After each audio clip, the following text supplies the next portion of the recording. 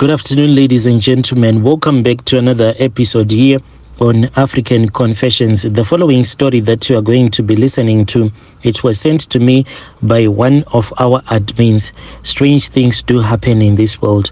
The message reads like this. Hello, Brother Nash, how are you? Can you please post for me? There is nothing that I did not do in a bid to fall pregnant. I had tried drinking your herbs that were said to make one fertile. I had gone to the best of the best medical specialists.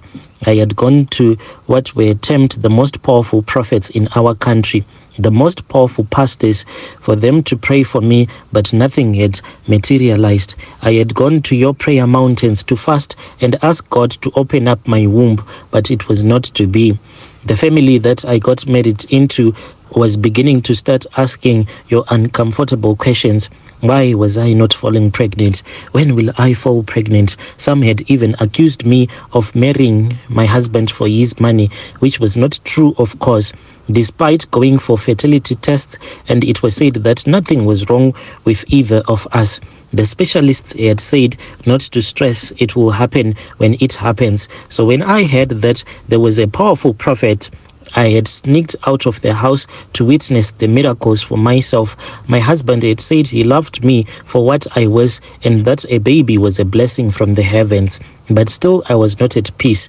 To be truthful, there is not even one day he talked about not having a child. He was all lovey-dovey and supportive too. So to distract myself, I had found a job just to pass the time, besides being a kept wife. When I arrived at the prophet's place, he knew that I wanted a child, and he instructed me to buy a gender-neutral hat and come back tomorrow so that he prophesies the baby into existence. All this I did without the knowledge of my husband, for because he viewed the so-called prophets as con artists and fraudsters. But my husband was not in my shoes. He did not understand that when you are in a marriage that is childless, it was always the woman's fault. It's the woman's fault who has failed to bear and care for her husband. So I had to sneak out of the house to see the prophet. I went and I saw him, and he prayed over me and gave me this other food to eat and something to drink that was in a calabash, and told me to go home and get busy with my husband that same evening. About a month passed and I did not see my regular menstrual cycle, but I did not want to disappoint myself, for I had once had irregular menstrual cycle. So it was not time to get excited yet. Let me give it another month. If they are not forthcoming, they will test if I was pregnant or not. Anxiety was killing me. The days slowly passed by and I did the test to find out that I was positive. Oh yes, the day that I found out that I was positive, I was filled with joy in my heart. So I planned for a romantic evening with my husband. That was when I broke the news to him. He was happy. Yes, he was happy. And he told me that even if I was not pregnant, he will still love me the same. I am sure that my husband, he did not want to set me out for a disappointment. What a husband, what a husband. And it made me to love him even more. We decided to savor the moment and keep it to ourselves. We would break the news when the time was right. He said, we will only tell my mom and your relatives when the time is right. But there is no hidden things that stays forever.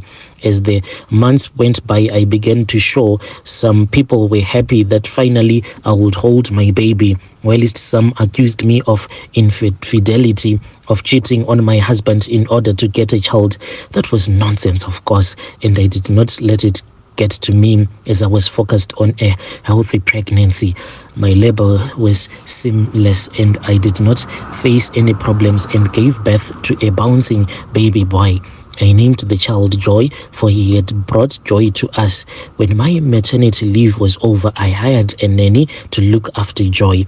Her name was Ida, and she was very professional at her job. I did not have any problems. I would leave Joy and Ida, and the two would spend time alone in the house.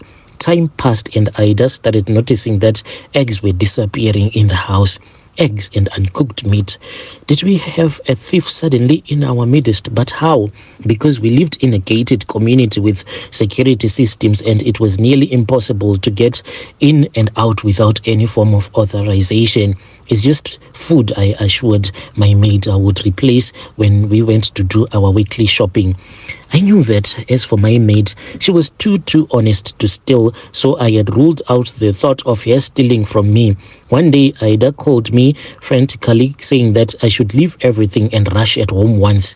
What was happening? I got worried sick. She said she could not explain everything over the phone and that I should come home with haste, so I panicked. What has happened to Joy, my miracle baby? Had he choked or fell and hurt his head? Was his temperature too high? Such were questions that were reeling in my head. I then found my maid shaking, unable to explain anything. I asked him, "What is wrong, Ida? What is wrong? Tell me." That was when she pointed at Joy's cot bed. I went and I found Joy sleeping comfortably. His nappy was dry and he had no temperature. So Ida had panicked me for nothing. She said she had seen something so disturbing that she was unable to explain it. But I had to see for myself. So the following morning, I called in sick at work, and at around 11ish, I saw the shock of my life. Joy was 5 months old and at that time crawled out of his cot bed and began crawling on his stomach. My brother, what I saw on that day, my baby changed into a snake. Yes, a snake. I know some of you may say that this is not possible, but he did. He did. My baby, the snake, crawled into the kitchen and went for the crate of eggs and began cracking them and drinking them one by one. After the snake was done, next was the refrigerator eating raw meat. I peed on myself. All this while, Ida was petrified, crying non-stop. She said she had started noticing this change about a week ago, and she was sure that she was hallucinating, and she wanted to make sure before telling me. And she even said, "I do not understand." And she said that maybe it was because of the zambak that she has bought at this other Pakistan shop. And I said, "No, that is just stupid. Zambak is not a drug." But she knew that I would not believe it and would accuse her of reading too much fiction books. So she wanted me to see for herself. When the snake was done, it crawled itself back into the cot bed and turned back to a baby. I woke up soaked wet, and the maid had told me that I had fainted, and so she had called the neighbors. She had panicked. I had to tell my husband what was happening, but where did I have to start? The questions that were going on in my head were like, where do I start? How do I tell him that Joy's birth was necessitated by visiting this other prophet? But I had to come clean, and my husband was very disappointed in me. I could tell by the look of his face that he was not okay. He was just trying to be strong, but he was failing. I went back to the prophet, and he did not even deny it. He said that I was desperate for a child. He had given me a child, and this child, yes, was gifted in many other ways. He said that this child that was given to me is called a spirit child in their country, and this hurts me a lot because this man, I trusted him. So this man, after I had confronted him, he said that the only possible way for me to cure my child so that he can no longer become a spiritual child, if I can sleep with him. Is it even possible? How can I do something like that, to sleep with this man so that he can heal my child? I feel as if I was trapped by this pastor.